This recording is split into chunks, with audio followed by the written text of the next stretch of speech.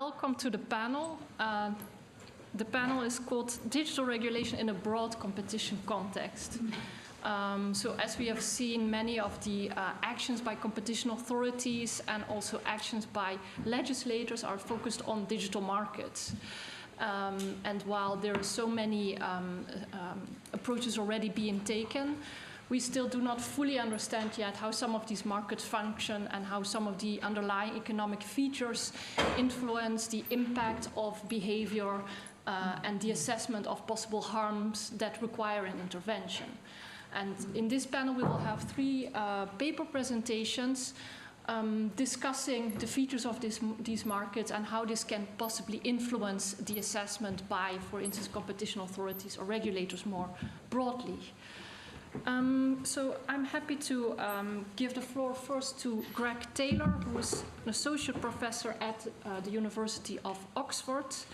His research focuses on the economics of online markets and of markets for technology goods more generally, and he will be presenting about data and competition.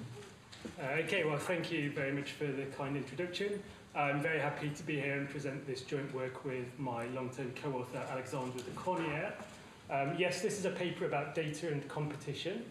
It's been very much in the news, so I'm sure all of you are aware that there's been a lot of movement recently towards more close regulation of the technology space. And a big part of that debate has centered around the role that data plays in markets. So you hear a range of concerns that people have about the role data may play, that it may enable exploitative abuses, that data itself may serve as a barrier to entry, that mergers may involve the exchange of data in ways that could be harmful, and that data can be a source of externalities between consumers. But I think it's equally clear that there are often efficiencies associated with data. Firms can use data to design better products, to make the processes by which they produce those products more efficient. And so that begs a question. When we look at the balance between those positives and those negatives, is data a net pro or anti-competitive force? Do we expect it to be associated with better or worse outcomes for consumers? Now, that's obviously a very broad question. There are many different types of data. Firms use that data in a whole range of different ways, firms operating with different business models. So conceptually, it's a very difficult question to answer at that sort of level of generality. And the purpose of this paper is to try to offer a little bit of a framework to think about how might the effects of data vary across different market contexts. How can we put some order or some structure on the way that we think about those differing effects of data? And so to start my analysis of that, I want to introduce a very simple, stripped-down, motivating example of the kind of environment that we might be interested in. And so I'm going to imagine a situation where we have a firm that has a data set which has a size that we could measure by some parameter delta. And I'm going to think of a very stylized world in which the way that the firm uses that data is to improve the quality of its product or service. Okay, so think of a firm that learns to make better product recommendations from the data it has, and so it's able to offer more relevant products to consumers, or a firm that's gathering consumer feedback and can use that to fix any flaws that are in its product. And so consumers are going to get a benefit from consuming this good, which has two parts. So there is the quality or value of the good V, and that is going to be increasing in the amount of data the firm has, because, again, it can use that data to improve the product. And then there is the price P that the consumer has to pay for the product. Consumers, of course, like products that have high quality and low price. And so that will give rise to a demand for the product as a function of the utility it offers them. And this type of environment will give rise to a very standard textbook problem for the firm, which is that the firm wants to choose its price, P in blue there, to maximize its profit, which is simply the product of the price it receives from each unit that it sells and the number of units that it expects to sell. Okay, and that's the type of thing you would see in a sort of introductory econ textbook. And so the question that I'm trying to think about is, if we give this firm more data, so if we increase this size of the data set, is that going to leave consumers better off overall or worse off? And, it's not a priori obvious because, on the one hand, if the firm gets more data and it's using that data to improve its products, that data is going to lead to better products, and that's good news for consumers. But on the other hand, if the firm is selling better products, it's going to respond by changing its price. And if it increases its price, that would be bad news for consumers. Now, the sort of typical way to address this ambiguity would be to solve the firm's problem that we see there, to calculate what is the optimal price for the firm to charge. And then we can ask the question, how big is that price effect? By how much will it change its price in response to getting access to more data? And we compare the size of that price effect to the size of the quality effect. But a drawback to that approach is that as soon as we start solving the firm's problem, then our answer is going to be intimately connected to this specific example. And remember, I'm trying to get at some broader principles that govern the effect of data on markets. So I want to propose a slightly different approach, and it works as follows. So we go back to the utility of consumers, how much they like this product, the difference between its quality and its price. And we can take that relationship and we can invert it. So instead of expressing utility in terms of price, we can express price in terms of utility. Okay, so the conceptual question now is, for the firm, if I want to make consumers this happy, what is the price that I would have to charge to achieve that? Okay, and that price, remember, is the revenue that the firm receives each time it sells a unit of the good to consumers. So I'm going to denote it through my talk by R for per consumer revenue. And that, as we could see, is a function of two things, of the utility level that the firm would like to offer and of the data that it has access to. And rewriting things in that way allows me to re-express the firm's problem. So before it was choosing its price to maximize the product of price and demand. And now it's reformulated so that the firm is choosing how much utility it wants to offer to consumers in order to maximize the product of its per consumer revenue and the number of consumers that it serves. Okay. And so the general plan for my talk is going to be to proceed in two steps. So the first is that I'm going to take this reformulated version of the firm's problem, and I'm going to ask, how does the availability of data affect market outcomes in this environment? And what I will show is that the answer depends very much on the shape of this function R. It depends very much on what is the relationship between how much utility the firm wants to give to consumers and then how much revenue it makes from selling products to those consumers. And then the second step will be to show you that if we think about different ways that firms use data, they're going to imply different shapes of this R function. And so we can use our insights from the first part of the talk to think about how those different uses of data imply different effects of data for consumer outcomes.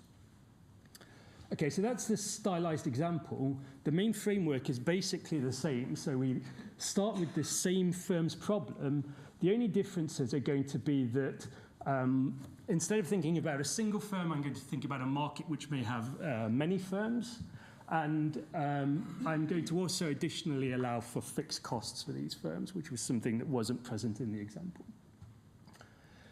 Okay, and so the way that economists think about how these firms are going to make decisions, so the firm needs to choose, as it's formulated here, how much utility will I offer to consumers? And the way it should approach that problem is to ask itself, well, if I were to offer consumers a little bit more utility, if I were to make the product a little bit better for them from their perspective, would that cause my profit to increase or to decrease? And if that would cause my profit to increase, then obviously it's something I should do. And so I will keep giving consumers utility until the point at which that's no longer going to cause my profit to increase anymore. And so when I ask, how does data affect the amount of utility that this firm is going to offer to consumers, what I'm really asking is, how does it affect that marginal value to the firm of giving consumers utility? Right? If data makes it a little bit more profitable for me to give consumers an extra unit of utility, then I'm going to continue doing that for longer, and consumers will end up better off at the end of the day. So that's the sort of verbal description of the exercise. mathematically it boils down to this expression in blue at the bottom of the slide, and that's something that we can calculate, which I did here. Okay, you don't need to really know what is in that expression, just that this is something we can calculate. And that gives us a condition under which, giving the firm more data, once it changed its strategic calculus, is going to result in more utility for consumers. So it's going to leave consumers better off. And under those circumstances, we would say that the data is unilaterally pro-competitive. So we give firms more data, they change their behavior in some way, but at the end of the day, consumers are better off. And if the condition is reversed, so if it fails to hold, then we give firms more data, and that's going to lead them to change their behavior in a way that's bad news for consumers, and then we will say that data is unilaterally anti-competitive. Okay, and we could take that condition and we can break it down into two parts. So the first part that's highlighted in red here is something that we call the markup effect. And so the intuition behind this is relatively straightforward. It goes as follows. If we give firms more data, that makes them better able to realize value from trading with consumers. And so that's going to make each consumer a little bit more valuable to the firm.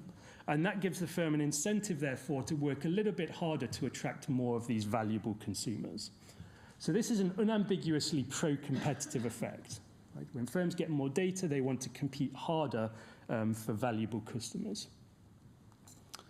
The second term is a little bit more ambiguous. So this is something we call the surplus extraction effect.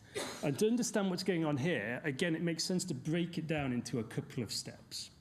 So the first step is to say, okay, if the firm wants to give more utility to the consumers, typically that's going to cost the firm something. Okay, so if I want to make consumers happier, I have to lower my price, and that's going to reduce the revenue that I make from each trade with a consumer.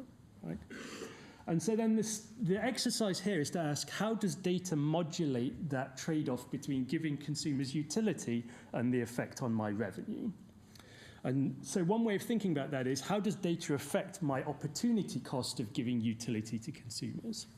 And what this says is that if data increases the opportunity cost of giving consumers utility, this is going to be negative, and then that would push towards being an anti-competitive effect, whereas if the reverse is true, this would be a pro-competitive effect. Okay, but one thing we can say so far is that we know, as I just said on the previous slide, that the first term here is definitely positive. That's definitely a pro-competitive effect. And so if the second term is also positive, then we have only pro-competitive effects, and the overall effect must be pro-competitive. And so that gives us one way to check whether data is pro-competitive in these types of environment, is to check whether this second term is positive or not. We can go a little bit further if we focus specifically on cases where the fixed cost of providing utility is constant. Okay, so think about a firm that is changing its price, for example. We don't usually think that there's a fixed cost involved in changing your price, so that would be one where the fixed cost is constant. In those cases, we can, with a little bit of algebra, show another condition. This one is a little bit of a stronger condition in the sense that it's both necessary and sufficient rather than merely sufficient. And we get this new condition for data to be unilaterally pro-competitive. So just to summarize so far, we have these two conditions that we can use to help for this sort of, at the moment, very abstract kind of environment to determine whether data is going to be pro or anti-competitive. One thing I would draw your attention to is that both of these conditions, so this one that you see right here, and also the one from the previous slide, they're conditions on this revenue function, this R function. Okay, those conditions don't involve anything related to demand. So what this is telling us is to a first approximation, the thing that's really important about determining the ultimate effects of data for consumers are not so closely related to consumer demand in the market, but more the technology that the firm is using when it takes that data and turns it into a product for consumers. Okay, so before progressing, let me just make a few comments about why this might be interesting. So first of all, there are a number of policy interventions that are either in place or that are discussed that we should expect to change firms' access to data. Okay, so think about data protection policies, a tightening or loosening of those. Also, if we look at the DMA, we see things like data sharing requirements. These are policies that we should expect to affect the distribution of data among firms in a market. And so that naturally gives rise to the question of whether firms getting more or less access to data is good or bad news for consumers. But also we can use this to think about other things. For example, many people are interested in whether data is a barrier to entry. Okay, so if data is unilaterally pro-competitive, to use our terminology, what that means is that if I am an incumbent in a market and I accumulate a big data advantage, that data advantage is naturally going to make me want to provide a very competitive offer to consumers, and that's going to make me a very hard firm to compete against, right? So that's going to make others reluctant to enter the market and compete against me in light of my data advantage. Whereas the opposite would be true if data were unilaterally anti-competitive. So again, given that we have a way now to think about which of those two cases we're in, we can link that back to whether we think this is the kind of market where data is likely to be a barrier to entry or not. And a very similar story could be told about externalities. So the thing I want to do next for most of what remains of the talk is now to talk about some more specific examples of ways in which data is used, again, still relatively abstract, but now motivated by some of the practical uses of data, and show how these conditions predict very different outcomes from the addition of data into a market. And I've chosen these examples strategically to highlight the role of this second surplus extraction effect that I told you about. So remember, the markup effect was always pro-competitive. So the thing that really matters is this surplus extraction effect. Does data increase the opportunity cost of providing utility? That's the sort of key takeaway. And so I have 4 examples here where the answer to that question differs in each case. So the first example is to just go back to the very simple motivating example I started with, where firms are using data to increase the quality of their product. Remember, we had this revenue function here, which was the quality minus the utility. And when we look at that function, we see that there's no interaction between the first term, which involves data, and the second term, which involves utility. And so this is an example where data is not going to in any way modulate the opportunity cost to the firm of providing utility to consumers. So that is to say, in this example, the surplus extraction effect is completely absent. It's completely neutral. So all we're left with is that markup effect, which we know is a positive one. And so this is an example where data is pro-competitive. To make that a little bit more intuitive, what's going on here is that if data allows me to increase the quality of my product, what that means is that I can charge a higher price while leaving my consumer just as happy as they were before. Okay? And if I'm charging a higher price, that means that each consumer is more valuable to me, so I want to fight a little bit harder for those consumers by trying to keep them happy.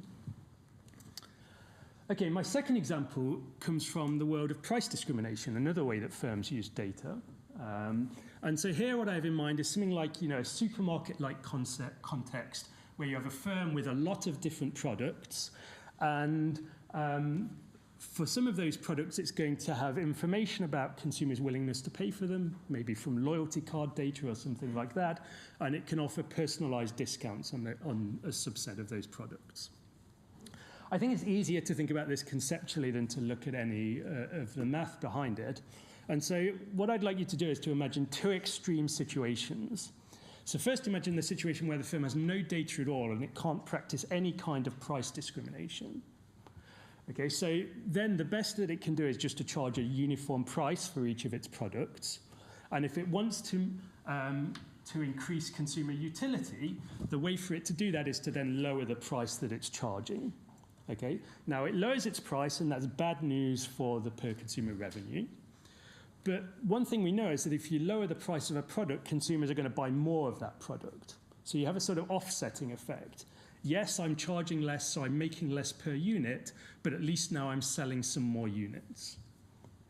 Now let's compare that to the opposite extreme, a hypothetical extreme in which the firm has so much data that it can perfectly discriminate every unit of the good that it sells and completely extract all of the consumer's surplus. Okay? So in that extreme scenario, now again, imagine that I want to give the consumers more utility, so I have to lower the price that I'm charging. But because I was already extracting all of the surplus, there's no room for a market expansion to grow that surplus anymore. So that offsetting effect that came from the demand expansion when I had no data is now going to be absent. And so what that means is that it's going to be more costly when I have a lot of data for me to give utility to consumers, because there's no utility coming out of that demand expansion effect anymore. Okay, so data increases my opportunity cost of providing utility, and so in our terminology that translates into data being unilaterally anti-competitive in this type of environment. A third example is the targeting of advertisements. So now suppose that our firms are media platforms that are showing ads to their consumers, and those ads are sold to advertisers, and the advertisers have a demand for those advertisements. And that demand typically we would expect to depend on the availability of ads, how many ads are being supplied into the market. That's A in the expression you see there. And also how well targeted are those ads going to be. Okay, better targeted ads should be more valuable. And that's why this demand also depends on the availability of data. Now, if you go into the literature on media economics, what you find is that authors have to make a decision about what is consumers' attitude to advertisements. And the evidence on this is a little bit mixed, but the preponderance of the literature makes the assumption that consumers don't like ads very much. Okay, and so what that translates to into this framework is that the relationship between utility and the number of ads that are being shown is going to be negative. More ads means consumers are less happy. I'd like to take just a brief moment to argue that I think the opposite scenario is equally plausible, that more ads might correspond to a situation where consumers are more happy. Why might that be the case? Well, often when we think particularly about digital platforms, the key bottleneck in how many ads can be shown is not kind of space in a newspaper, of course, but it's how much of consumers' attention do I capture? Because I need a unit of consumers' attention in order to be able to show that consumer an advertisement. So I think if we imagine a situation where what firms are doing is investing in content to attract consumers' attention so they can show ads to those consumers, it's quite plausible that we have a scenario in which more ads means I need more consumer attention, which means I need to invest in better content. So consumers are actually happy with that scenario where they're getting better content and thereby supplying more ad attention. But in any case, I don't have a horse in this race. I just want to draw your attention to the fact that I think both of those possibilities are equally plausible. Now, why do I labour that point? Well, because when we apply the conditions I showed you for determining whether data is pro or anti-competitive to this type of environment, then the result is the thing that you see at the bottom. And the important thing to see here is that the whole thing is multiplied by this A term. So that is to say the whole thing depends on consumers' attitude to advertisements. Indeed, if we were to switch between these two environments, one where consumers dislike ads and one where consumers benefit from investment in attracting their attention, then the sign of the predicted effect of data is going to completely reverse. Okay, so my point here is not to stand here and tell you that unambiguously we can say, well, if we're targeting ads, then data is good for consumers, or that data is bad for consumers. My point is to tell you that these seemingly innocuous assumptions that are made in the literature actually have a very strong effect indeed on determining the predictions that then come out in terms of the welfare effects of data. And so when it comes to making policy in these sorts of environments, we should pay close attention to thinking about those sorts of underlying assumptions in the analysis. I don't have very much time left, but let me just briefly say that another example would be in an insurance market where we're using data to monitor customers' behavior, and that's another environment where we can apply this framework and find that data is unilaterally pro-competitive. So I guess I have maybe a minute or so left. So I will wrap up here. The last thing I would say is that we have a companion paper to this which looks at data-driven mergers.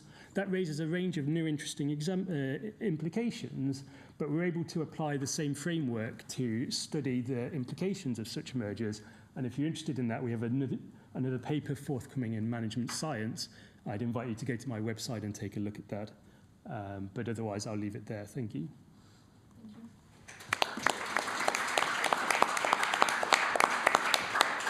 Thanks a lot for that insightful presentation, and also for making the link with these policy interventions, which makes it a bit more understandable for people like me who are more in the regulatory field. So it's very interesting to see how you can link those more economic insights to, indeed, topic that we see now very much discussed. You mentioned Digital Markets Act, but in Europe there's also the Data Act providing new access rights to data. So it's very interesting to see what the impact will be in the end. Are there questions for Greg? Yeah. Sally.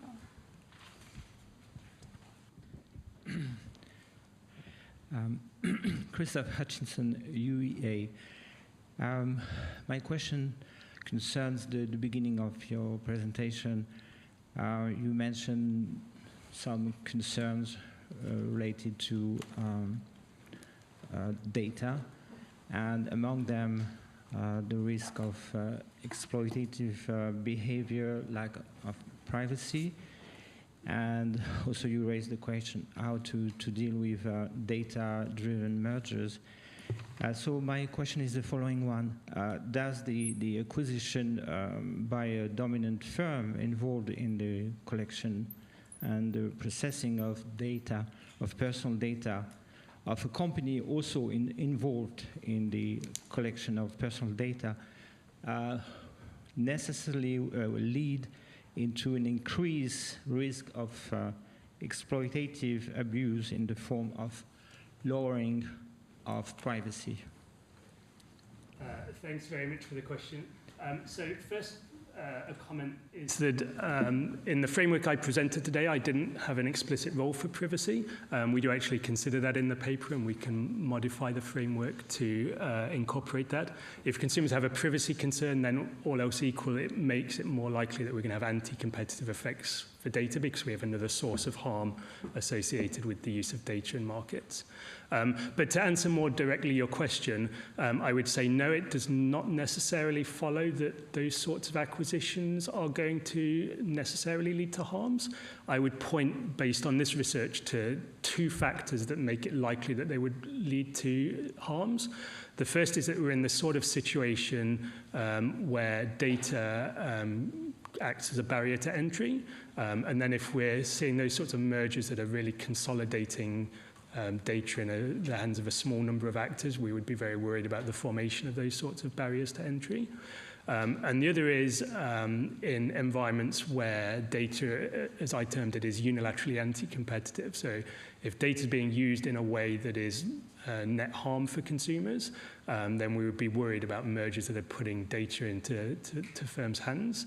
But, you know, there are lots of examples of, I think, mergers that have enabled efficiencies because they give firms access to data that allows them to build better products. You know, I will be the last person to speak in defense of Google, but if you think of their acquisition of Keyhole, which is now Google Maps, for example, at its core, it's really a data merger, and there's a lot of interesting products that have come out of that and out of synergies that were then realized with its core offerings. So I wouldn't want to per se say that those sorts of mergers are harmful. Thank you. Yeah. Is this on? Yes. Thank you, Greg. Nice paper. A little bit piggybacking on the previous question.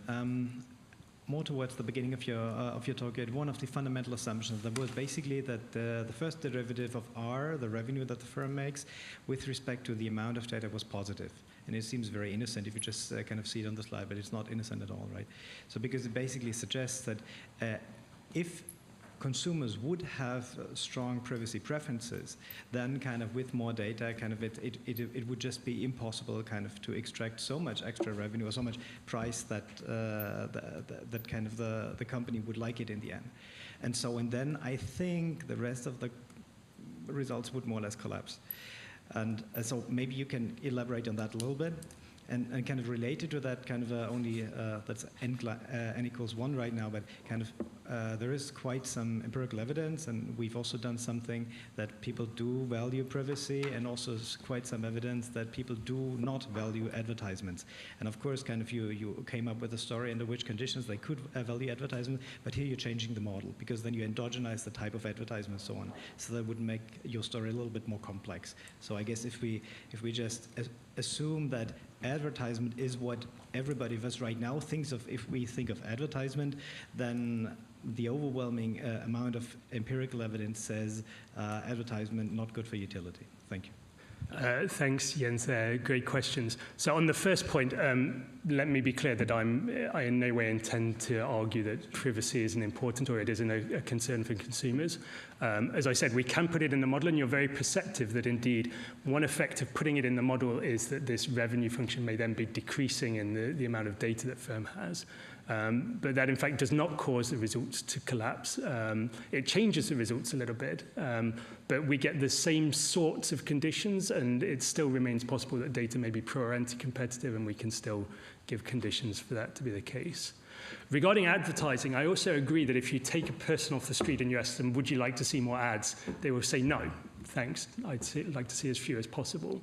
But people are not trained in equilibrium thinking, right? And so the way I would like to frame it is that why they may not view the seeing of ads as something that they enjoy, when we think about in equilibrium what has to happen to generate that supply of advertisements, actually behind the scenes that could be something that they're benefiting from, because, you know, as I said, for example, the supply of ads is correlated with the investment in content that they're seeing. So we do, again, in the paper have a proper micro-founded model of consumers who are choosing where do they allocate their time in response to the content that's available, and that generates a supply of advertisements. So we can make that rigorous, but I agree on the face of it, it sounds like a bold claim, but I think in practice it's less exciting than it may sound.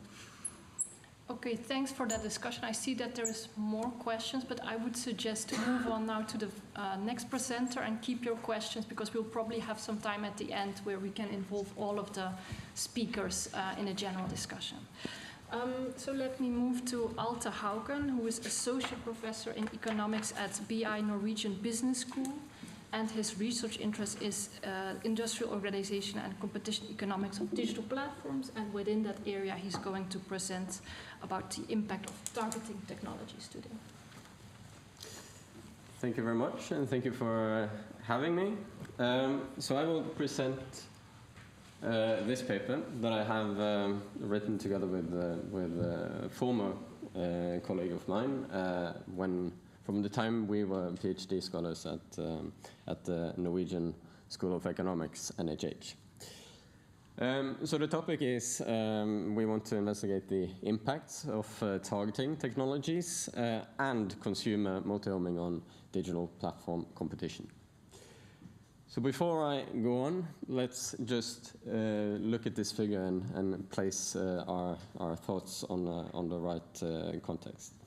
So I'm thinking about two platform firms that serves two different groups, consumers on one side and advertisers on the other. And the leading example that we have in the paper is a newspaper, online newspapers. So we can think of each of the platforms as two competing online newspapers. They produce news for the consumers, and then they offer the consumers' attention, the eyeballs, to the advertisers. The research question is how the targeting technologies and also other aspects with the digital platform economy, how this impacts digital platform competition. So first of all, digital platforms, they differ from traditional media markets in a number of ways, and in particular in this paper we are looking at the impact of consumer data and how companies and platforms may use these data into the business model, into creating targeted advertising. So we know that the data that platforms collect, they can be used to make a better match between the consumers and the advertisers. At the same time, there is an increased demand for privacy and increased attention for privacy. And so we've seen development of new consumer protection regulations, data protection as GDPR in the EU. I'm not sure what's the status in UK, but we also have similar privacy regulations across the world. So that limits the extent that the platforms can use, in particular, third-party data. So it means that they increasingly have to own their own data. And we also see that companies, they put some restrictions on themselves. So Apple has their app transparency, ATT, I'm not sure the abbreviation, but ATT, the app tracking transparency policy, where they do not use, so they try to limit the use of third-party data, and increasingly they have to own their own consumers, to own their own data. This is a clip from a press release by the Washington Post, where they also try to emphasize why they think user privacy is important, and why they therefore also go in this direction of using more first-party data. So the first quote here says that, and this is the Vice President of Commercial Technology and Development at the Washington Post, that is quoted here. It says that user privacy is paramount to us, so we are deeply invested in building sophisticated tools powered by first-party data. And then Jeff Turner, which is head of ad product and R&D at the same place, says that data points like a user's current page view and current page session on the Post's site are much more relevant to that user's current consumption intent than the information a cookie-driven strategy can offer. So moving away from these third-party data is important. And this is what we try to capture in our model and our model specification. So we say that targeting technology is driven by that the advertiser's willingness to pay will be increasing in the amount of data that the platform owns. So in the number of eyeballs that the platform can offer to the advertiser.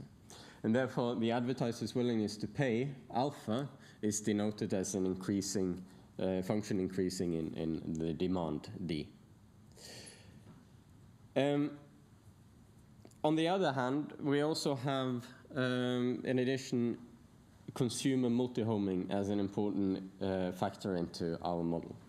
So consumer multi-homing, meaning that consumers, they subscribe to several platforms at the same time, instead of consumer single homing, whereas it is assumed that the consumers would only buy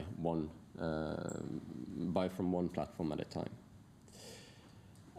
Consumer multi-homing is important in a market, platform market, where the platform is financed through both subscription prices, revenues, and also through advertising revenues. And this follows by the so-called incremental pricing principle. So when a platform has only single-homer consumers, the platform acts in principle as a gatekeeper to the access to this consumer. And therefore the platform can extract a monopoly profit from these consumers. But in the case where we allow for consumer multi-homing, the platform does not have exclusive access to this consumer, and therefore they cannot charge the advertisers more than the incremental value of reaching this consumer the second time. So consumer multi-homing is important for the value that the platform can extract in the advertising market. Now, the standard media models on targeting, they predict that that targeting leads to intensified competition and lower prices to consumers, but that targeting eventually is not profitable. So it leads to lower prices to consumers, but they cannot regain it from the advertising market. Now, most of these models would typically be based on this assumption of consumer single homing. So when we allow for multi-homing, what we see and what we find is that targeting can indeed be profitable. And this follows by a change in the strategic interaction between the competing platforms. So in particular, we find that platforms become strategic substitutes. And this comes, as I will come to a bit later, this comes from the effect that the rival has on the composition of the demand of the other platform. So basically, by changing its price, the rival can change the composition of the demand, meaning how many consumers are exclusive to the other platform and how many would subscribe to both. And this, and in this way, you might affect the profitability of the consumer mass that the platform can, the profits they can make in the advertising market. Okay, so let's first go a bit through look back and look at some of the previous literature that has been going on. So under the assumption of single homing, it has been shown in the previous literature that subscription prices become strategic complements.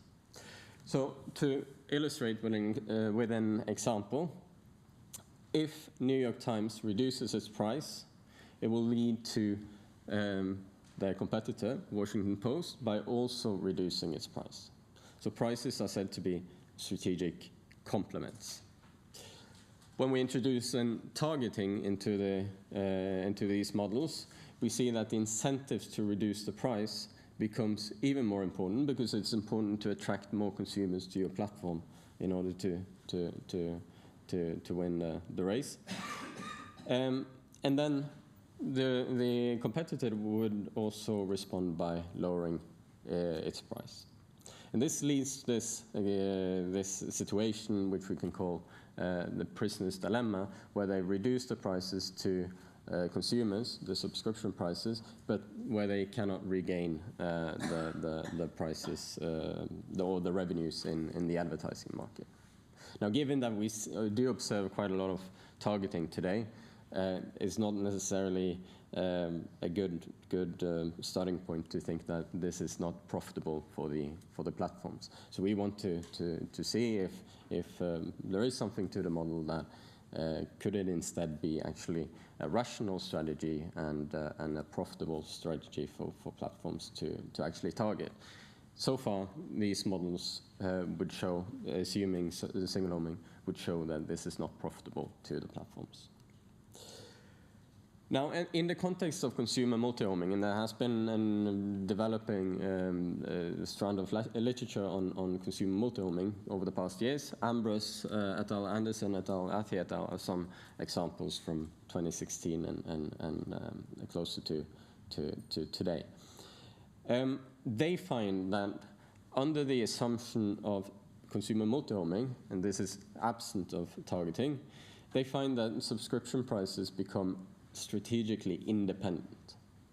So to illustrate, suppose that you have decided to purchase the Washington Post, and then you consider to buy a copy of the New York Times as well, in addition. Then what matters for you is the price of the New York Times and not the price of the Washington Post. So the two prices of the two newspapers in this case are strategically independent. Now, what we do in our model is that we incorporate targeting into this model, and then we see that targeting actually restores a strategic dependence, as we had under single homing. But we don't see the strategic complementarity that we have under single homing, but under the assumption of multi-homing, we find that the platforms actually, so targeting makes the platforms less aggressive. And that the subscription prices are strategic substitutes. And this facilitates the possibility for targeting to actually be profitable in equilibrium. Okay, so let's turn a bit closer to the model. We build on a hoteling model, which is quite standard in these kind of this kind of literature. So, and we allow for consumer multi-homing. So essentially what we say is that we have two platforms, platform 1 and platform 2. They are located at each end of this hoteling line.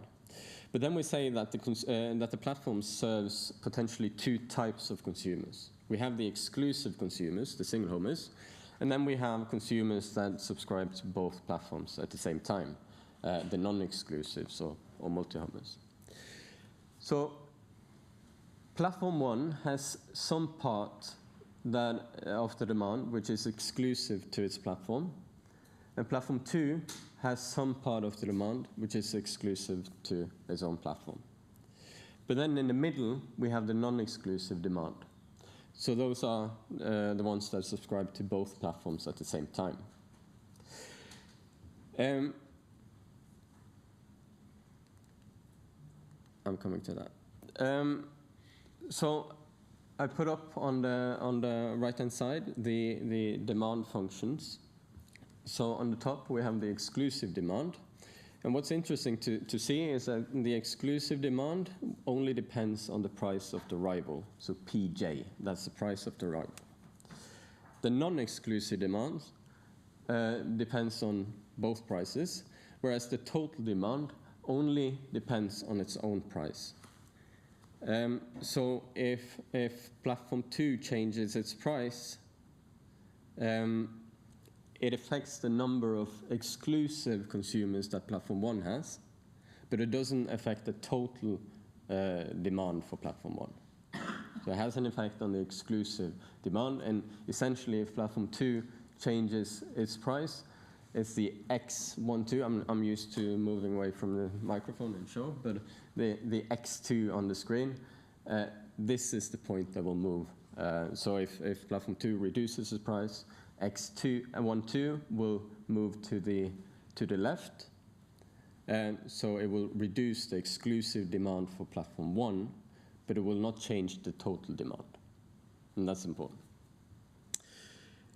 Now, this consumer multi-homing is important, as I said, because of the incremental pricing principle. So the essential thing is that the advertiser is willing to pay the full value, alpha I, to reach an exclusive consumer, but only a fraction, sigma, so sigma times the alpha, to reach a non-exclusive. So the non-exclusive consumer is less worth in the advertising market to the platform. Platform profits is, so the ad revenues is then the value, the alpha that it can extract from the exclusive demand, and sigma times the value it can extract from the non-exclusives. And then the platform profit is based then both on subscription revenues, P times D, and the ad revenue. So I'm not going to go through the entire paper here, but we have the timing of the game. It's a 3-stage game. So on the first stage, each of the platforms decide whether to target or not. On the second stage, they compete for advertisers and consumers. So they publish announces the prices. And on the third stage, the consumers will observe these subscription prices and decide whether to buy from one platform or from both. So as I said, I don't have time to go through the entire model, but let me show you the important result here about the strategic interplay between the platforms. So the advertisers will be willing to pay this alpha I, which is increasing in demand if it is allowed to target. So this indicator, this indicator dummy, is equal to 0 if there is no targeting, or it's equal to 1 if the platform targets. So by differentiating the platform profits, we find that the optimal price is given by this first order condition. And then we want to investigate the strategic response by a change in the rival's price. So we take the derivative of the first order condition with respect to the rival's price Pj. Now if this dummy is equal to 0, meaning that we have no targeting, then the entire expression here becomes 0. And this confirms this result that subscription prices are strategically independent, absent of targeting, but with multi-homing. Now, if the dummy is 1, then we have a positive, then we have a negative expression, and we find that subscription prices are strategic substitutes.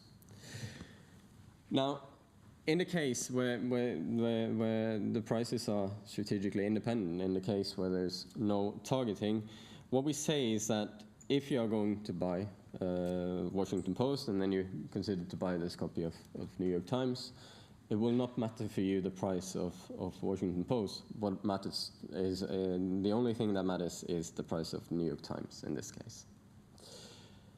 Now, when we target, the consideration for the consumers would still be the same. But what changes here is that the platform has different considerations, because the rival can affect the composition of the demand of this rival, and thereby affect the profitability that its rival can collect from the advertising market. So I've written up the intuition here. So for the consumer, as I said, the consideration is the same. But the platforms must now, when they target, take into account that the price setting of the rival will affect the composition of the demand.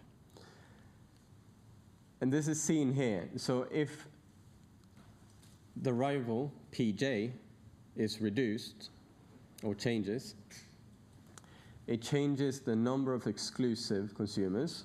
So let me just point. This one changes.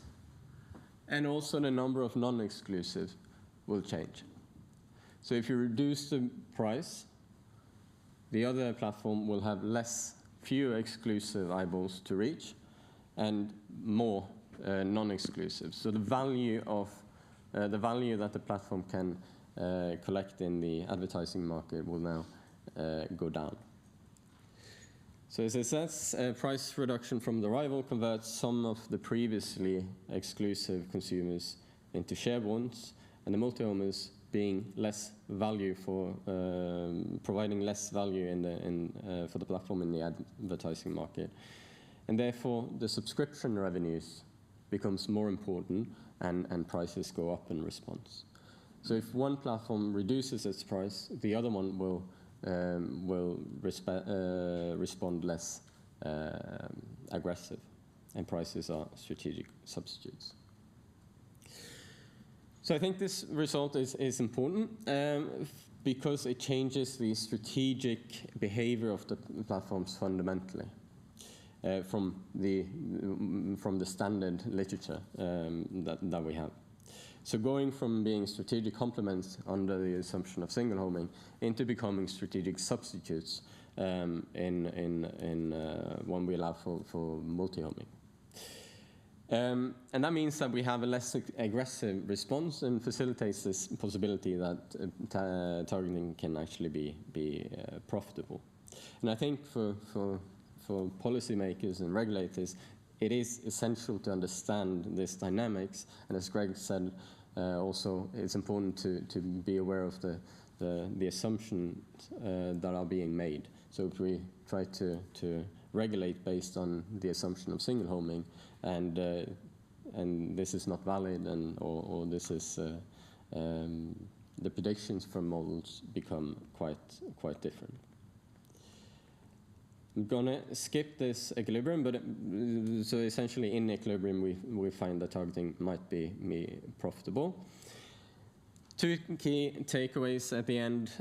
Targeting using first-party data changes the strategic behavior fundamentally, and this is important. And we also see that in the model where we allow for multi-homing in the equilibrium that I didn't show, the pure single homing never occurs in the subgame perfect Nash equilibrium. So unless there are some exogenous reasons why single homing should be a valid assumption, we should make sure we don't assume this as such. Thank you. Thank you.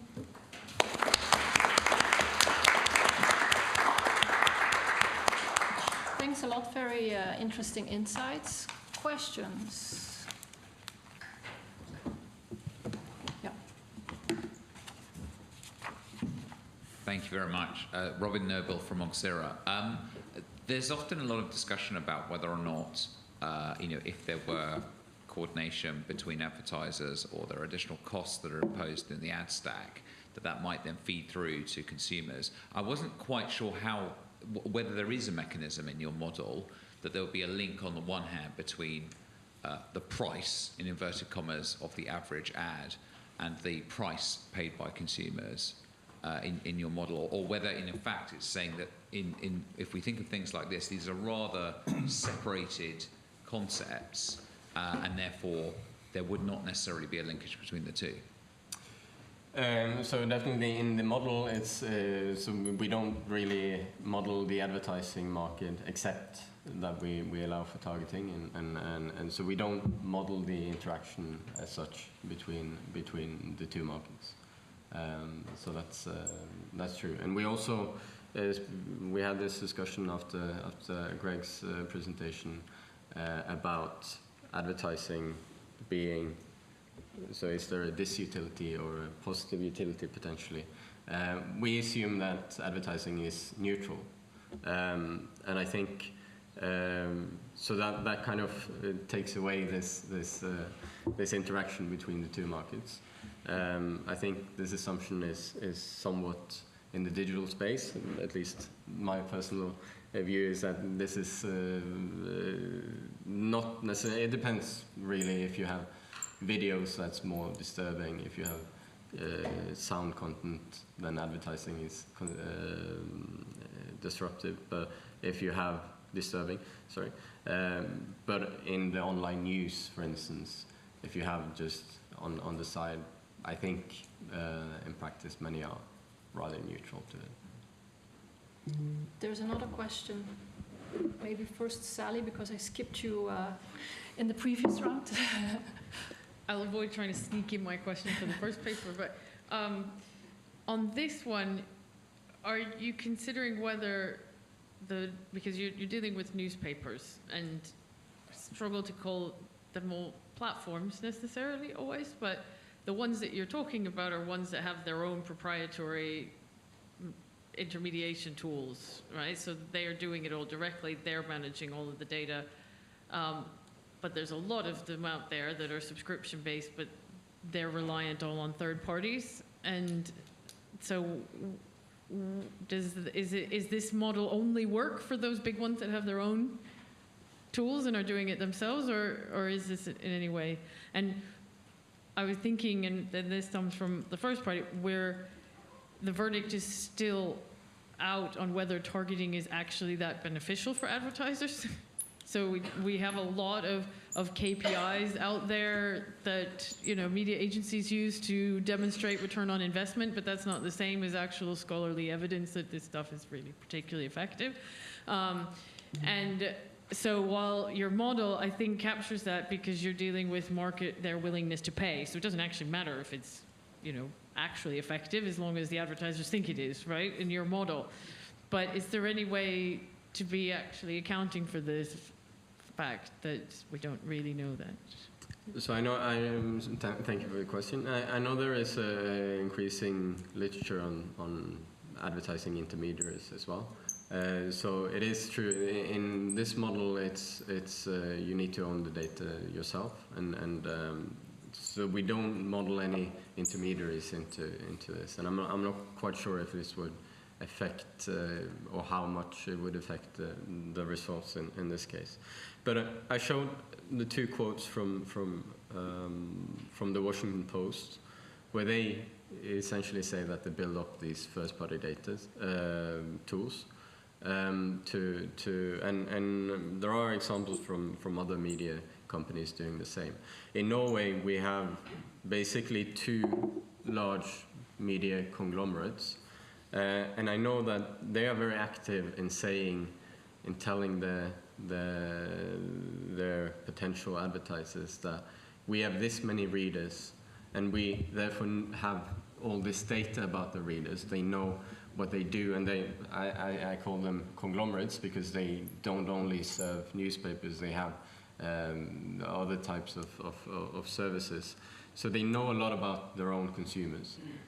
And so they use this at least as a selling point towards potential advertisers, that they have all this information, they have very precise information, and they can follow these consumers.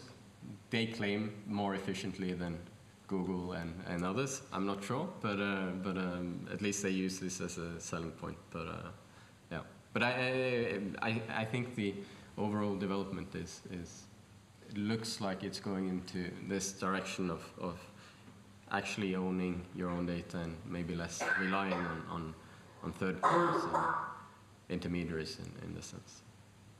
There was a question at the back, yeah.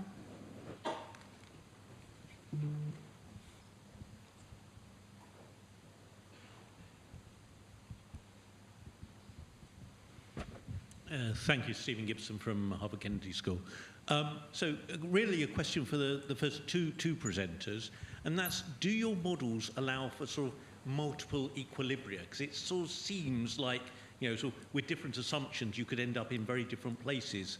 And is there a danger within those models that sort of the business get stuck in the wrong place? They get stuck in a sort of a local optimum, which is not the sort of the global optimum, and there's some role for some sort of shake, some sort of disruption to the system to see whether you can actually find out more about what the global optimum is rather than just a sort of specific local optimum. Short, no. Maybe you have anything more? Okay, so I guess there are a couple of parts to my answer to that. The first is that, and to directly answer your question, no, we don't allow for multiple equilibria. Because the model operates at quite a high level of abstraction, we impose some regularity on the functions that we use, and one of the conditions we impose is to guarantee a uniqueness of equilibrium.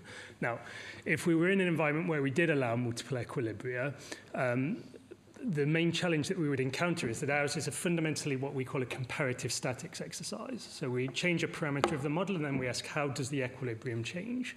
Now, that becomes more difficult if you have more than one equilibria, because the change in parameter could, in principle, choose you to jump from one equilibria to another. And that would be a situation in which we really wouldn't be able to comment at all. But we would be able, under some circumstances, to say conditional on staying in the same equilibria, then the conditions that we derive we can use to think about how is that particular equilibrium going to change in response to these changes in the environment that we look at. But you know, I revert to my first answer, which is no, we don't have that strictly in the model. Okay, thanks for those questions and for the answers. So I'm going to move on to the third presentation, moving from targeting data to the Digital Markets Act, because Kai-Uwe Kühn, who is a professor of economics at the Center of Competition Policy, will be presenting about rebutting gatekeeper presumptions. Yes, thank you very much. And this is indeed going in the opposite direction of trying to resolve your comparative statics problem through a global games approach, and rather going to some things that I hope are much more practical. I should say at the beginning that this comes, as you can also see in the paper, from work that I've done with TikTok on their rebuttals on the DMA designations, one of them that they've recently won. And I should say anything that I say here is not to be taken as their view or indeed the view of BRG with which I've done this work, but certainly my own musings on the basis of this. Now, let me, sorry, I have the, this is it. Okay. Let me first of all talk a little bit about the context and what I'm trying to do with the paper. It's a lot less ambitious and certainly a lot less theoretical than the previous presenters have done. And it's really trying to see what can we synthesize from what we know of some very basic economics context in an environment in which we're going more and more in the direction of resurrecting presumptions in economics, both based on structural features, and there the DMA has created new kind of structural presumptions on the market, but also in terms of behaviors that you're kind of seeing both reforms in Article 102 going towards, but also kind of in other areas. And the DMA, I think, for that is a good example, because even in the DMA context, the question still is what is really meant by the terms. And I want to show you a little bit that what these terms actually do and what they talk about, if you think about it hard, are very close to things that we already know and know relatively well, and that they imply kind of some important things about observable data that allows you to create standards for rebuttal arguments that should be taken seriously, and where I have a feeling that we're going in the direction of these things being taken more seriously, despite the fact that the DMA is actually in its designation part very formalistic. So what does the DMA in principle do? It basically has three formalistic structural criteria. One is big in terms of financial size, and that means either revenue and market value. That is to be taken at the global level. So in the case of TikTok, it was ByteDance that was where the market value was basically taken, and that was the reason why actually TikTok came under the obligation to notify. The second thing is just how important is it in terms of the number of businesses that are using it and the number of end users overall. And the third one is persistent. Is there a situation where kind of being big has taken place for a long time? And actually in one of the things that, one of the areas in which they had to notify that came a little bit later, it was the reason why they came later in notifying in the case of TikTok was because they didn't fall under this criterion of persistence when it came to the advertising core platform service. So what I'm trying to do with this paper is kind of sketch out a systematic approach to a rebuttal, but rebuttal arguments in other settings I would think of as analogous, and I'm happy to talk about that in a bit more detail. So the central question is in the DMA is really what are gatekeepers, but it's a question that has now come up in mergers, it's come up in antitrust, it's come up in Article 19A in Germany. And what that means, I think there's several definitions, but there's a really good sense what it means. The Commission has written something about undertakings that exercise control over whole platform ecosystems in the digital economy and are extremely difficult to challenge or contest. I find that a little bit unhelpful because it's defining a gatekeeper as with another undefined term, namely ecosystems, and actually the basic intuition on gatekeepers is actually something that can guide us to think about what ecosystems actually are. So in a clear way, we're thinking about platforms that a business user must have access to reach a significant group of customers. And thinking about kind of the benchmarks that we're talking about, these have to be large groups of customers. I mean, we're not designating every other firm. It's a relatively small number of firms that we are. So the real goal, and one of the things that I also want to say, kind of from the mindset and from the thinking here, it is important that we take ourselves away from kind of thinking about consumer surplus and what's the effect of consumers and so on in the end, but because explicitly what this is geared towards is to ask the question, what about the business? Can they reach the customers, right? And so it's very much based on the question, can businesses compete in the market? And we're not concerned about whether consumers are better off or less better off and so on and so forth. That simplifies some things a lot. That doesn't take the economics out of this. What leads to substantively a situation where an intermediary controls access to the customers, I think, is from a competition point of view, from competition economics, really something that's switching costs. And that goes back, and that's going to be a big theme in what I'm talking about, to multi-homing, right? If people multi-home a lot, then it's easy to reach them over different channels. And that then becomes kind of a critical thing that ties everything together, and several theories of why there might be lock-in that I'm going to talk about a little bit, because I think it's important to keep in mind in concrete cases where people think the problem comes from. But it has a number of implications that I want to point out. So therefore, it matters sometimes where the switching costs come from in order to tell the story about the firm and kind of see whether the rebuttal actually makes sense or not. So let me I'm going to talk a bit more about ecosystems than I'm going to talk about network effects, because so many people talk about network effects. But I think the ecosystems thing is interesting. When do ecosystems create gatekeepers? And I think it's just, on the term ecosystem, it's nice to kind of just go back and why are we using it, where does it come from? So it comes clearly from biology. It comes from the fact that if organisms are cooperating and become codependent, there's a probability of survival, their fitness is going up. That is there as a complementarity to living together, and that kind of complementarity enhances their fitness and make them work in a better way. And that idea of the complementarity is really something that's very essential also for ecosystems ideas as I've made it into business economics and economics.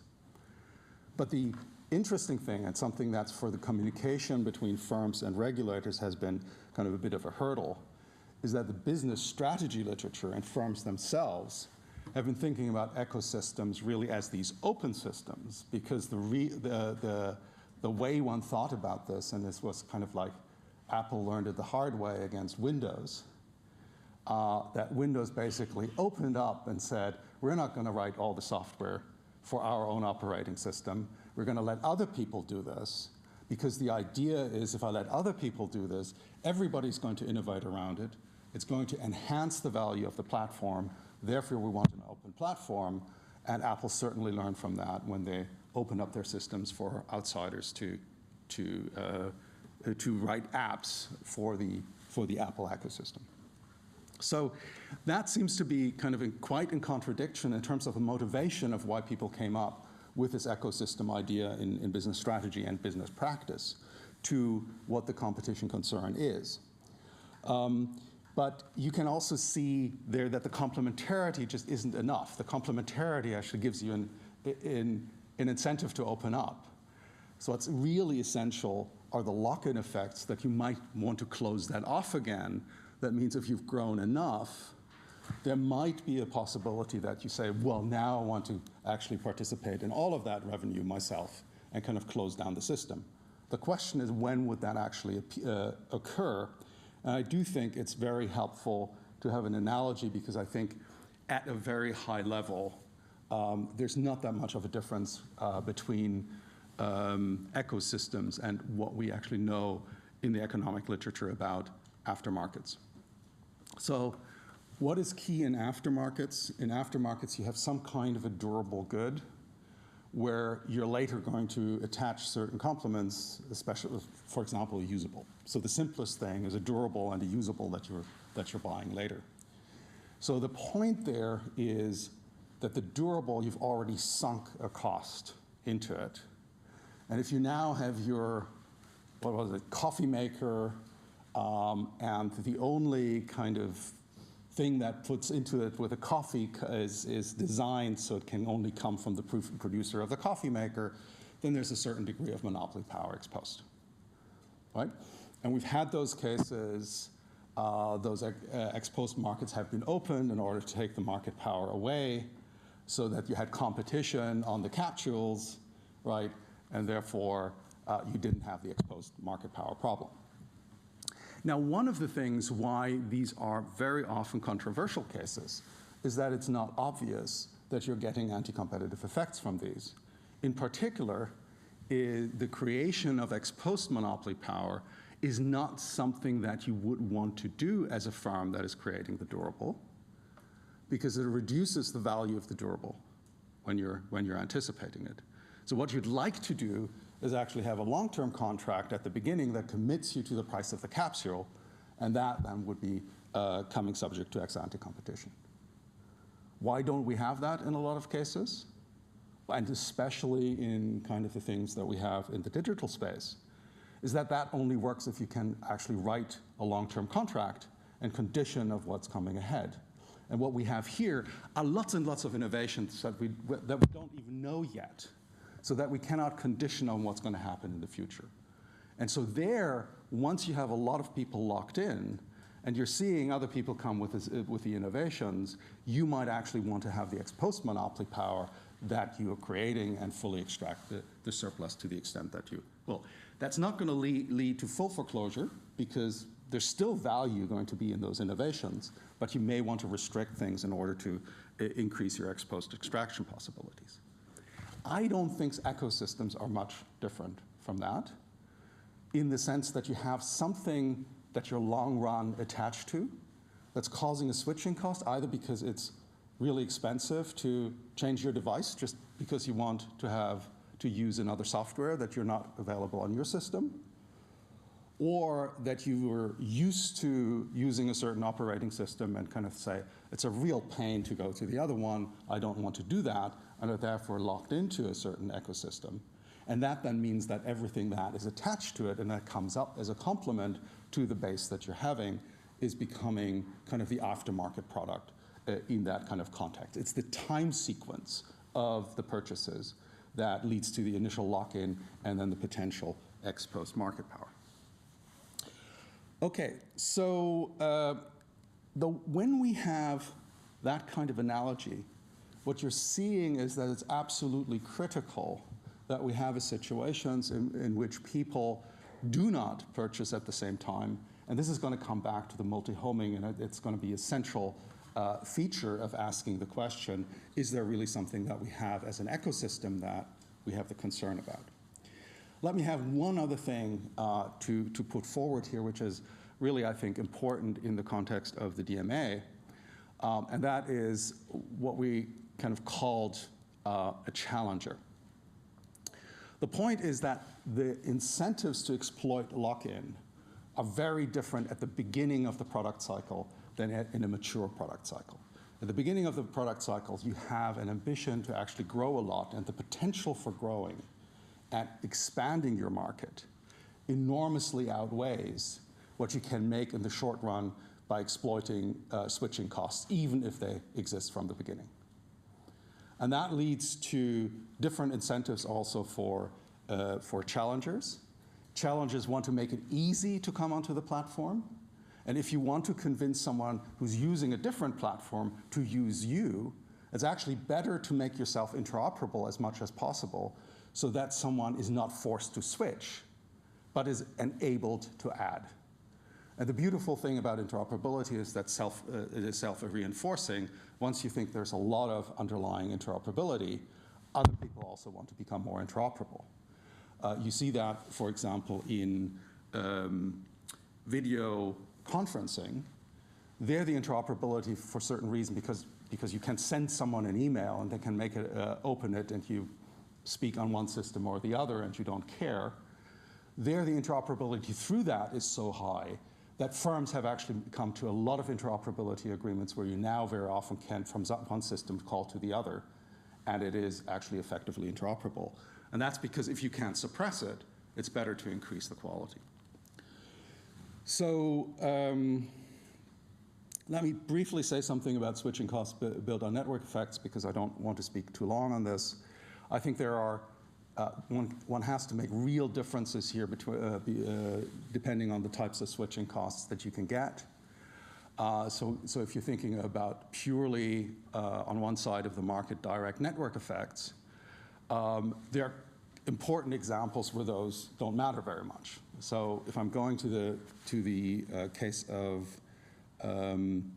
video conferencing again, if you have the possibility of coordinating outside of the program that you're using with most of your friends, and someone else says, no, I'm using the other, they're just going to send you an email and you can click onto this. So there's not a switching cost that comes from the fact that you like to use the system that lots of other people use, because the switching costs can be reduced by others effectively. And therefore, the end product is multi-homing. I think there's a whole spectrum of these. And if you're kind of thinking, and it's come up today again, and it also comes from multi-homing. In newspapers, for example, if you just have one-sided indirect network effects for the advertisers, then you're inducing a lot of competition between the newspapers for people, right? That leads to competition. That also leads to competition on advertising, but it's on kind of the quality of that competition underlying it. And you're not really getting a situation where the lock-in effect of customers is leading to anything that's important. In the paper, I'm kind of discussing how this is quite different when you have, on the advertiser side, indirect network effects, but direct network effects on the user side, as in social networking system, where probably the lock-in issue is a much bigger one. But I'm just mentioning this because it's not obvious that in a lot of these cases, one type of structure is the same as the other. We were often treating network effects as these thing that's always makes the market not work. I think that's not quite right, and it's worthwhile mentioning. So let me get to just simple tests on gatekeeper test for ecosystems, and therefore, is it a gatekeeper? And the idea is that there are a couple of things that are really essential and one can look for and one can find in the data. And it's really 3 steps. Are the products in question even complements? And in a lot of cases, the way that you test that is just you look is, if they are, they should mostly be bought together by people. So if you're looking at the recent bookings Traveleye case, it would not be very difficult to kind of figure out whether customers are mostly buying their hotels and flight trips jointly on the platform, or whether they're mixing and matching, right? And so that immediately would tell you that they're not complements in that sense that you need to buy them together. The second stage is really on the switching costs, and there the multi-homing is really important, and not just the multi-homing by itself, right? There are 3 features. One, you want a high degree of multi-homing to rebut, but also what's a very strong sign for rebuttal is asymmetric multi-homing. So one of the things that you can see, for example, is you have very high multi-homing between the meta properties of 80% in each direction. If you're looking at TikTok and Meta, the multi-homing from TikTok to the meta properties is about as high as it is between the meta properties. So around 80% or something. I'm just giving you an approximate number. That's going to go down to 40% in the opposite direction. Okay? So here you have a clear distinction where you're comparing, and those comparisons are really important to kind of see that multi-homing behavior is just very, very different for this company that is a startup and is trying to get somewhere relative to other established companies. And the third thing is really a question of what are the incentives of this firm really? If we're seeing that there's a firm in a startup phase, it's a firm that typically for firms in that market is making large losses, that it has difficulties gaining revenues, that the rates of return on investment, the rates of return on advertising, and these things are low. I'm almost at the end even. Those are things that you would find in startup firms that are still on the rise. you're going to get relatively fast growth, of course, but it's the incentive to grow that is telling you that the incentives are not aligned with ones of exploitation of switching costs, and therefore that should be taken into account. Now, I'm just giving you that as an example, really, in the sense that even in a world where you have strong presumptions, as you do have in the DMA, thinking about kind of the economic context, what that means for what you should be observing or not observing in that context, is going to be important for an assessment of the really underlying effects that you might have that are interesting from the DMA perspective, and that these things are rebuttable, and they have to be rebuttable in one way or another, because that comes under proportionality rules that we generally have. Okay, so I'm going to end with that and look forward to your questions.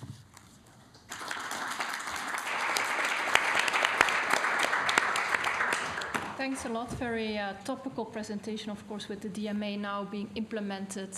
A lot of litigation already around gatekeeper designations as well, and of course also the UK bill soon being implemented, which takes a slightly different approach in terms of assigning the companies that will be regulated. Let me open the floor for questions. I see one hand already. Thank you. I've got one thought/question and then one definite question. The thought is there potentially a limitation to just looking at the historic customer behavior to complementarity, in that it might ignore the ability of some of these larger firms to shape the environment in which customers are making choices, and so affecting the way in which they navigate these systems, thinking about the power that some companies have to shape kind of Web 3.0 as different to Web 2.0, and also looking ahead to Web 4.0, if you like that sort of language. And then my question was about, I'm just trying to understand the implications of what you're suggesting. Is it the implication practically, basically, that the set of companies that usually get reeled off as being potential gatekeepers, you're arguing that actually really only a subset of those are actual gatekeepers? Or do you think, using your own process, that there are some companies that are being failed to be identified as gatekeepers with the current way of thinking about it? Okay, let me take the second question first, and then I'm going to get to the first. So I think the criteria are actually very inclusive, and the reason is that some things where it's relatively obvious that it's very hard to think of a situation where you really have control over access to customers would come from some things that really have very high numbers, because they're just like one activity of a very large firm with a lot of revenue, right? But it's an activity where people are massively multi-homing. Think about messenger systems. So some of the things that immediately weren't designated of some of the largest companies were some of these messenger systems, because it was so obvious that that was not a means of controlling access to anything, right? So I think in that sense, the criteria tend to be over-inclusive and will at the margin tend to include people relatively quickly. If they're effective challengers to the really big guys, they're going to fall under those criteria relatively quickly. So our question really is it ever possible to rebut on a substantive basis that gatekeeping is actually a concern with those firms? And the question, isn't it costly then, if you're restricting what they can do, to allow them to actually become a real threat to others, right? So the question there for someone who's not a gatekeeper yet in that formal thing is how they're expanding in other activities. Because one of the things that the platforms are good at is entering into lots of other spaces and have a basis, because they have a size, just on the customer size, to make it easy to enter into these other things and become challengers. And so are you disrupting that process or not is a question that's substantially important. You can't ask under the DMA because efficiency questions aren't allowed. But there's truly the question there, is that a problem? So I think that's really the issue. You were asking me about potential limitations of looking at this historically. Let me give you a two-part answer for that. You can see what the firms are doing now. So part of the evidence, and I think I might have forgotten that as a third point when I talked about the multi-homing. One of the things that you see firms do that are challenges, and there's evidence in the case, is that they're heavily investing into the interoperability with the existing players. So for example, TikTok gives you the tools of, with one click, publish your video, not just on TikTok, but on everything else as well. Okay? So why are they doing that? Because they need to increase their base, right? And therefore have also participation on there. So creating multi-homing. So in a sense, when you're kind of increasing and trying to gain scale, you have all of the incentives to do exactly the things that the DMA wants. And so I think they're going to be, I mean, this is one example for it. I think there are going to be potentially more of those types of players, so that might be the hope. And that's what you want to encourage. And so I think that possibility of having a fundamental criteria for when you accept such a rebuttal on material grounds is really important for the effective functioning if you believe that the DMA is a good instrument. There is no other questions, but then I take my opportunity to try to rebut some of the points you made, to use your own language. So I see your hand. As a follow-up to the point just asked regarding messenger services, like what came to my mind is that there is actually a specific provision in the DMA on interoperability for messaging services. So despite the fact that in this market there may be multi-homing and switching costs may be lower because we have a group of consumers that uses several at the same time, still the legislator thought it was worth including a separate provision making those services interoperable. So I was wondering how that fits into your thinking around this issue. And then a second point, I'm wondering if it's not undesirable or unsatisfactory that there is quite impactful players like, for instance, TikTok, that would now fully fall outside of the scope of the DMA, because the DMA has this black and white approach. So either you're in and you have to comply with all of the list of obligations, or you're out and then you're basically treated as any smaller firm. So there's no additional obligations that apply to you beyond the regular consumer protection, data protection, maybe competition provisions. Yeah, okay. So, how do you see okay, that? let me first talk about the first thing. I don't think that the legislator is omniscient and understands kind of all of these things totally well. I've just given you that as a fact that the Commission itself has come to the conclusion that these services should not be designated, because there's no improvement through imposing the obligations. So I think that's just a fact that we're seeing that is happening, and I think that is happening for good reason, and that's kind of in an area where I think the incentives of the Commission are also right, because the Commission has to ask the question with all of these big players. Do we really deal with things where, when we've looked at it, we kind of think there's not a real impact, because the other issues of imposing the obligations lead to so many questions and are so difficult that one better concentrates on that. So I think that is a priority choice that has to do with the substantive questions, and that the legislator thought kind of messenger services should be interoperable is another question. And I think to ask to the legislators. Do I find it unsatisfactory that someone like TikTok falls out of the regulations? Well, they're not totally falling out of the regulations. It's actually very hard to see what they actually should be doing different in order to comply, right? If you're creating interoperability because you have these incentives to create interoperability, and you're seeing that is happening, then it kind of makes very little sense to use regulatory resources in order to have enforcement. That would actually be a really bad use of money. And so I don't think it's unsatisfactory. I think it's already hard to do the enforcement that they're doing at the moment. And so, and I think, I mean, with TikTok, I kind of think people have other things in mind that they're concerned about. But of course, TikTok is fully regulated under the DSA, so kind of on all of the data issues, they're fully under the regulation and have to comply, right? So we're talking here about something that's the question of being an important access point for firms to reach consumers. And there's, I mean, you can read this in the decision when it comes out on TikTok on advertising, where you're going to see what kind of arguments have been accepted there. And then you have to kind of make a judgment whether you say, ooh, but that might be a problem. If it becomes a problem, you can be anytime also designated. So I don't see how we should make our lives on the regulatory side even harder than it is by being over-inclusive. One question, you've talked a lot about switching costs, yeah.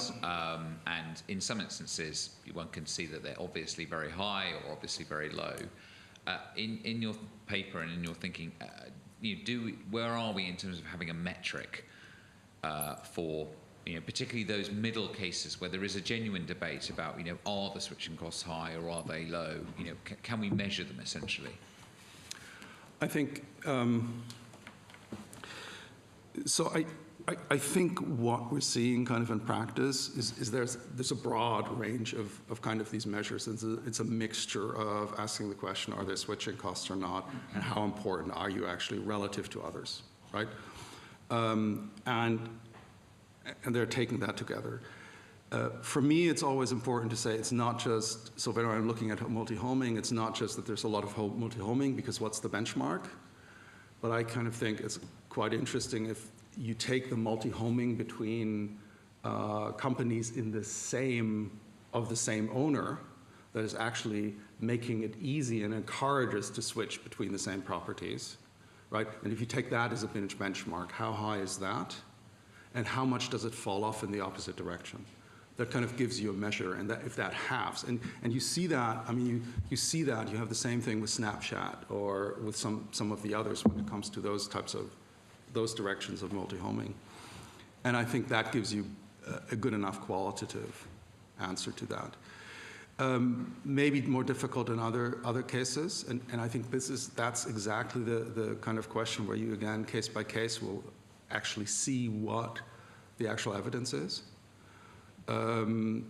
But I think it's kind of there, and what we're also doing much more often, I think, these days in a lot of these areas is just ask customers, do surveys, find out what their behavior actually is, because even the platforms don't see where their users are actually going.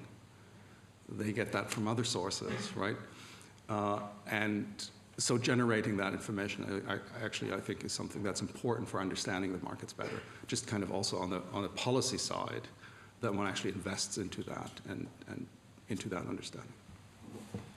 Okay, then I would like to pass the floor to our discussant, who has a difficult job of commenting on these three very rich presentations. So I'm happy to introduce Aniko Adam, who is a counsel at Clifford and who specializes in EU and UK competition law in various sectors, including the technology and the media sector, which of course makes her a very suitable commentator. So happy to give you the floor. Thank you. So I'm going to mostly focus on the new UK legislation on the Digital Markets Competition and Consumer Act, and in particular the CMA's new draft guidance on how it proposes to apply it. But where I can, I will try and sort of draw in some of the things we've heard. I'm not an economist, so forgive me for that. So, as you all know, this piece of legislation has been a really long time in the making, given that the Digital Markets Unit, which sits within the CMA and is tasked with enforcing this new regime, was introduced over 3 years ago. But the legislation and the new draft guidance have only just recently come out. And I think it was maybe mentioned yesterday that the CMA is actually still at the moment consulting on the draft legislation, the draft guidance. So I'm sure you're all very familiar with the reforms of the DMCC Act. So what I would like to do is actually focus instead on 3 points. One is a comparison between the flexible approach under the DMCC Act, and in particular, the CMA's proposal to give itself really wide discretion in the draft guidance versus the much more rigid and prescriptive EU Digital Markets Act, which we've heard about today. Second, I'll be looking at some of the benefits arising from this approach from the DMCC in potentially plugging some of the regulatory gaps in the DMA, and then also looking at some of the areas where maybe the CMA has gone a bit too far in giving itself so much discretion. So starting with the comparison of the approaches, so the DMA is intended to address very specific behaviors from gatekeepers. It contains an explicit list of do's and don'ts that the gatekeepers must comply with in their daily operations. For example, Greg mentioned that the DMA contains requirements to share various pieces of data with certain market participants. And we've heard from Greg today that giving access to data can have both positive as well as negative effects on competition. And this is not something that the DMA's provisions are well equipped to deal with, simply because they just impose a requirement to share certain data. By contrast, the DMCC Act gives the CMA a set of new powers to impose bespoke conduct requirements and pro-competitive interventions on firms with strategic market status. So the CMA is effectively free to design the conduct requirements subject to meeting two requirements. The first one is that they must be proportionate for the purposes of achieving one or more of the statutory objectives of fair dealing, open choices, and trust and transparency.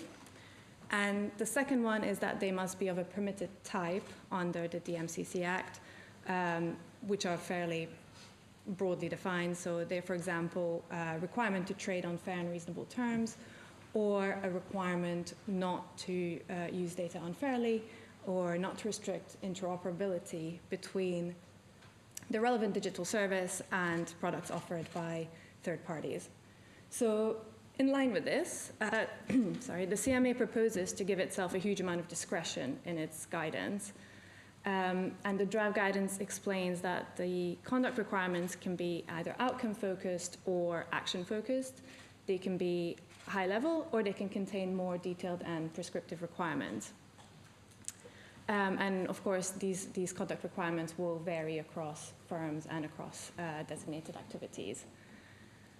So in terms of the more specific guidance, so the CMA's flexibility in setting conduct requirements extends to varying them or supplementing them over time. So for example, it can add more detailed requirements to a more high-level requirement. And this is intended to allow the CMA to act swiftly in response to rapidly evolving digital sectors. And when devising the conduct requirements, the CMA will consider, amongst other factors, the extent to which the conduct requirements are sufficiently flexible to achieve the aims, considering the changing business practices and technologies, but also sufficiently flexible not to be rendered ineffective by reasonably foreseeable market developments. The CMA's position, so this is in respect of conduct requirements, the CMA's position in respect of the pro-competitive interventions, whose purpose is effectively to address underlying market power and the harm arising from the exercise of that market power. So the CMA's approach there is similar. So the CMA has flexibility to investigate a wide range of possible factors relating to the relevant digital activity to see if they may have an adverse effect on competition. And should the CMA find an adverse effect on competition, then it also maintains broad discretion on the type of remedy which it chooses to impose. depending on the specific facts and context of the investigation. By contrast to all of this, the DMA regulates specific cases and can't easily evolve or keep up with market or technological developments. So it means that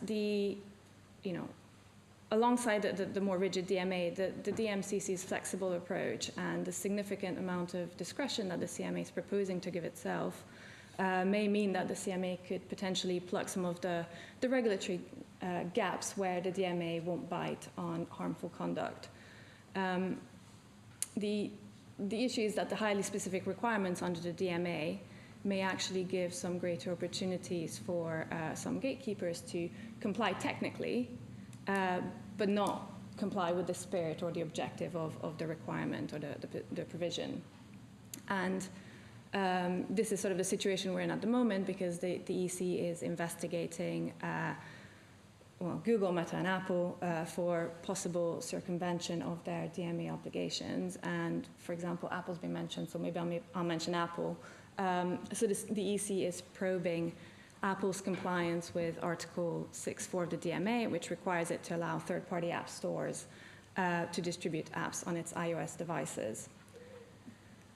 Apple has indeed opened up its devices to third-party app stores, and has done this at a technical level, but what it has also done is introduce new terms which will likely raise those rivals' costs and ultimately discourage them from entering or effectively not achieve the aim of the DMA provision.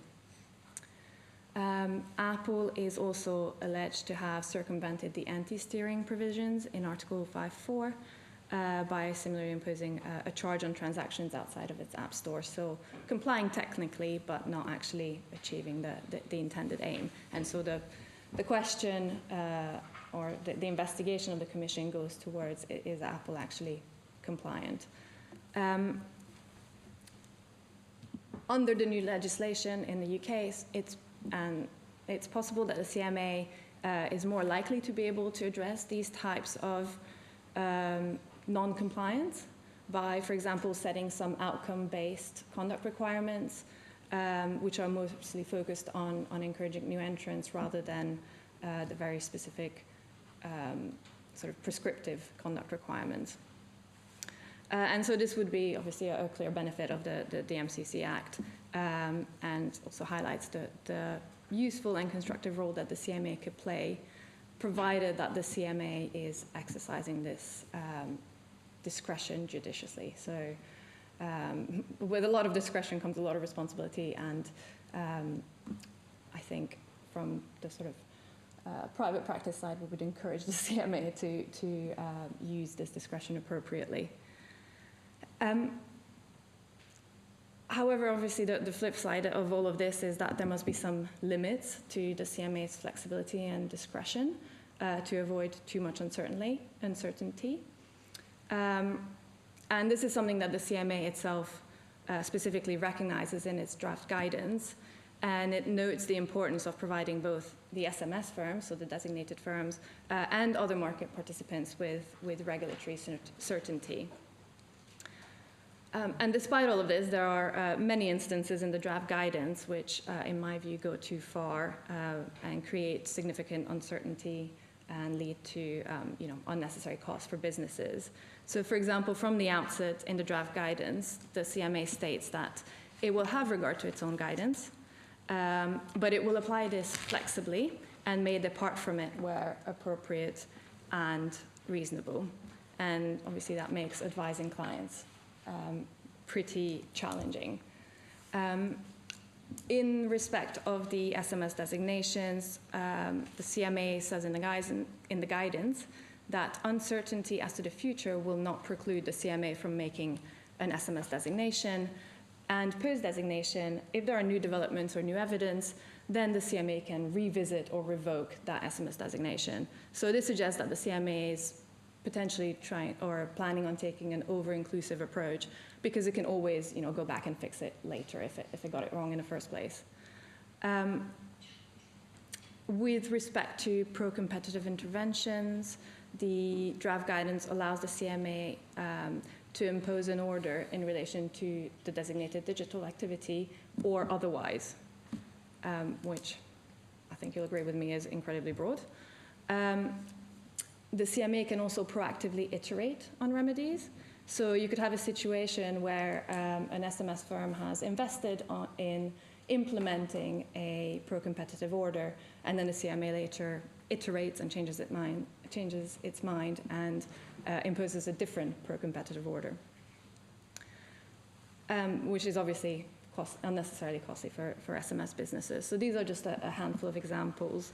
And Kai-Uwe mentioned today about the cost of over-inclusive regulation, which, in my view, the CMA's draft guidance is probably at a risk of encouraging. And so I think there must be some clear boundaries to avoid this.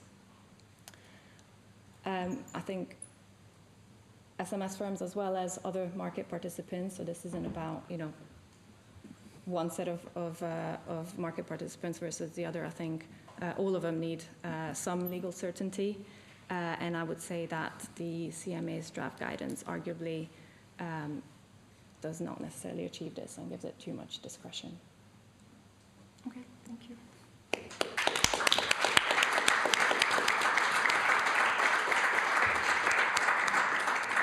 Thank you for those interesting insights. Indeed, interesting to see how the two models compare to each other. The DMA, on the one hand, this very strict black and white approach, either you fall under it or not, versus the UK approach, which allows for much more tailored approaches, but is more flexible, but indeed also gives less legal certainty. So I think this also raises questions about what is the right way to regulate, what is still competition enforcement, and how is it shifting towards more regulatory strategies. So we have a couple of minutes left for final questions to any of the panelists. Yeah, there is a hand here. Hi, my name is Hwaryang Lee. I'm from Korea Fair Trade Commission. I had a pleasant time listening to all your presentation. I'm wondering about the difference between DMA and DMCC.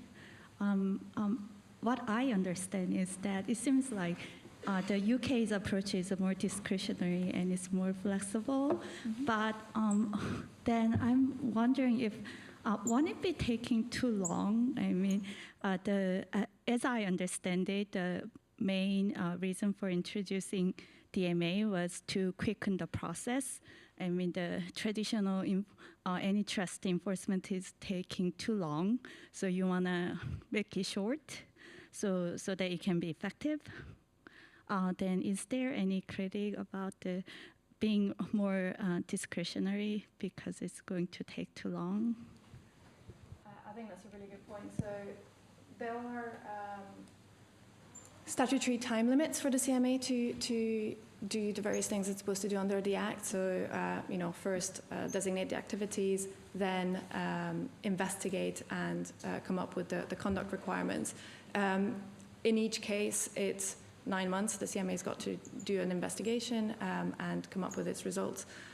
The CMA has been kind of front-loading that a lot before we had the Act, and it used its previous market study, or it's using it's expected to use its previous market studies that it's been conducting over the last sort of 4 years.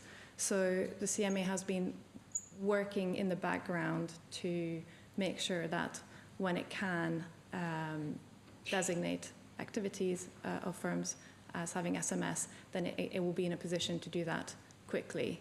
But I completely take your point that flexibility is good, but it takes longer. Other questions? No, then let me ask a question, because we started off with your two theoretical models, very detailed approaches. So tying this back to the overall topic of the conference, so regulatory approaches versus competition enforcement. So I was wondering, because you both made the claim that you have to be very much aware of underlying presumptions and if they hold in certain circumstances. So this, to me, seems to plead for a very much case-by-case approach.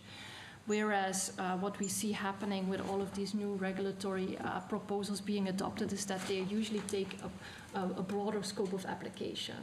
So they apply to certain sectors or more horizontally, for instance, when it comes to issues of data access.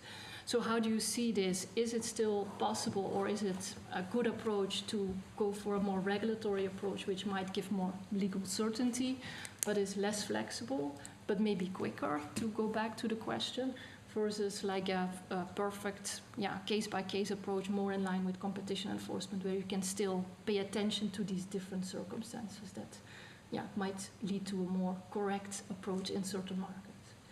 Any thoughts on this? I mean, I'm happy to start with that. I imagine some other members of the panel may have thoughts on that as well. I mean, I certainly wouldn't want to advocate to go back to the sort of bad old days of traditional antitrust enforcement and doing everything case by case. I think we are where we are because that approach was found inadequate. You know, at the same time, I think we have to be clear that often the devil is in the institutional detail. So I think, you know, where do we make the compromise? To me, it's incumbent on us as researchers to try to distill, you know, what are the details that matter into broad principles that can be used to guide this sort of policy making. And I'm encouraged by regulations like the DMA because you do see those sorts of broad principles coming out in the way the rules have been crafted and the way that people have come over time to understand what kinds of practices are particularly likely to be problematic. Of course, when we look at an approach like the one taken in the DMCC, where we do have a little bit more latitude for discretion, it does allow us then to incorporate some of these more fine-grained details, but I think the broad approach of identifying the basic principles at work is a good one. So I completely agree, but I think like the DMA and these regulations come as a consequence of the world is moving very fast, and we have seen that we've been too late out for competition policy or regulation earlier, and then building on some principles, and I think we should continue the research to find what principles to actually build on, but building on them and making some ex-ante regulation is necessary because of the pace of everything.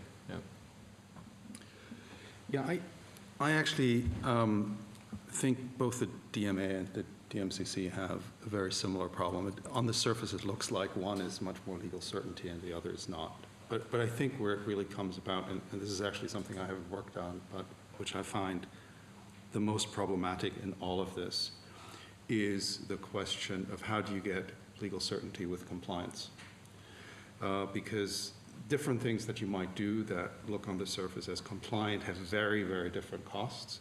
And so some of the things that we've seen, for example, with Google and what happened with Google Maps, looks to me like trying to comply in a very short period of time in a way that's actually relatively low cost and has lower risks than having some kind of an access regime where you don't know that someone afterwards says, oh, but that's not good. And then it's been very, very costly to implement it and then very, very costly to change. And I think what is missing for legal certainty in those circumstances, it's the same with the revision of DMCC measures, is that we're missing evaluation criteria. We're also missing evaluation criteria for the DMA, for example, overall, what we're going to look at in 5 years to ask the question, what are the criteria by which we're judging whether it was good or not? Was it a success or a failure? We have no idea. We're getting ideas that there are. I was recently in a discussion with one of the people in the DMA, the director of the DMA directorate at the, and he basically said, well, if we're not going to get lots of new entrants and European firms coming into the market, then it's clearly failed and we need to regulate more. There's a question, well, don't we have to ask other questions then on the innovative environment and so on and so forth? Is it just the regulatory environment? And I think that's what I'm most worried about, and I think that's where the biggest legal uncertainty comes from. I don't know how you see that, but for me that's the big point, because anything that you're trying to change in these systems are massive investments. They take a long time. If you're going on one path, it's very hard to reverse. And somehow that needs to be dealt with in terms of just the practicality of the process. Final remarks? I agree with you. And interestingly, the CMA in the draft guidance has this proposed approach of trialing some remedies before imposing them. But again, how will it assess whether the sort of 2-3 months trial of a proposed remedy is successful or not? The CMA proposes to consult market participants as well as the SMS firm. I don't know. I don't know whether that's a good way of assessing it. Whose voice carries more weight there. Unclear. Yeah. So exciting times ahead. That is maybe a good way to summarize and to end these panels. But thanks a lot to all of you, and thank you for